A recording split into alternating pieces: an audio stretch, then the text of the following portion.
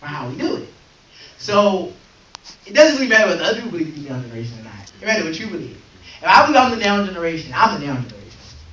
I'm telling you. So then I have to do everything that God is calling me. I'm just doing it now.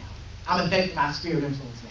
I'm not waiting for people to accept it. I can't wait for people to. You just do it. You do it now. So because we know that you are all here to do leadership, you are the now leaders. You are the leaders that are the now generation. And the commission to lead is now. This is why we're teaching you these habits so you know how to do it now.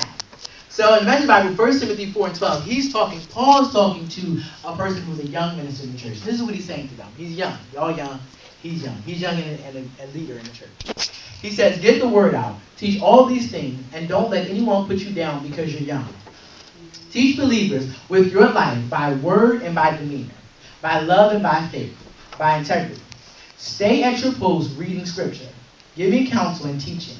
And that special gift of ministry you were given when the leaders of the church laid hands on you and prayed, keep that dusted off and in use. What is Did y'all understand what he was saying?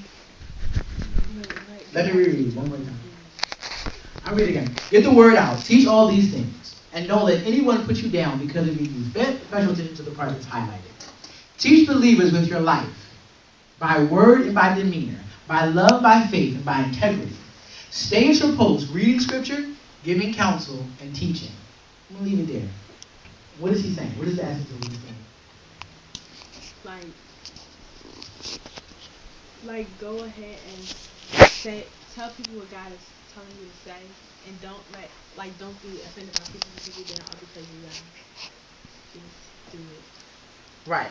Paul is as it says, Paul is addressing a Timothy who is a young church leader, and like you're saying, he's saying not only don't let people put you down because you're young, but the reason why they won't be able to do that is because of the way you're leading is not by just like, I'm the leader, y'all.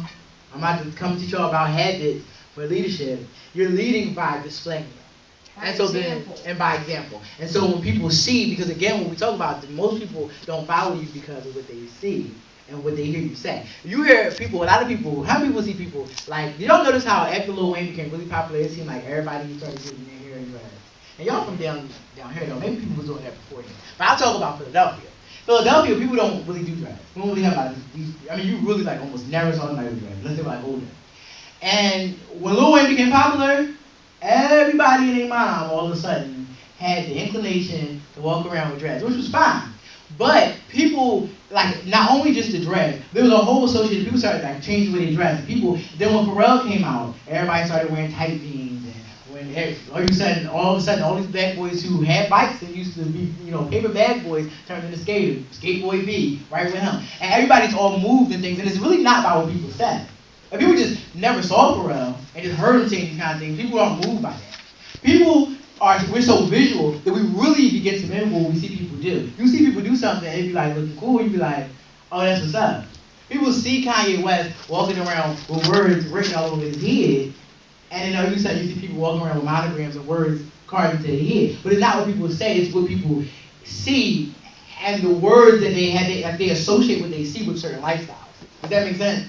So like if somebody tell you to act like a gangster, you already know how. You don't start rapping, you start acting certain way, you start fixing your clothes different. If somebody tell you to act like a prat, it's going to be the visual part. And that's how the same is with the kingdom. When you tell people that you're saved, I'm not saying that it's a certain way that salvation looks as far as dressing, but people will know love. Love does have a certain look.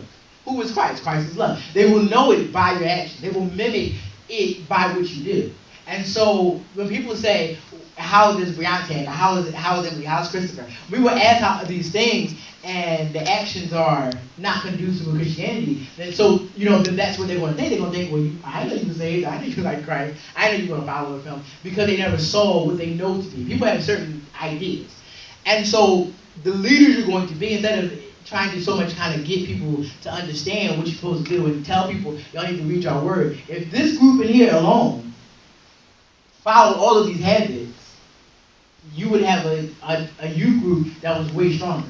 And then when it came time to be lead, not only would you have leaders that are people who your age would want to be here, y'all will be able to get their respect because they see it. Some people, do you notice how people don't disrespect the apostle? They don't disrespect her. No, a certain way people talk to people and that's older than her in this church, and they just will talk to them like kind of like put little, but people will not do that because the way she carries herself, the way she demonstrates leadership, it automatically garners your respect. And as leaders, if you want to, as Timothy's, as people who are young and young church leaders, you are going to have to walk this thing out, and you will gain respect. Your gifts will bring you before great men. And so, as young church leaders, that's really, to answer the question before, that's how it relates to you. As emerging youth leaders who are coming in and accepting this mandate, this commission to do the work now, it's really all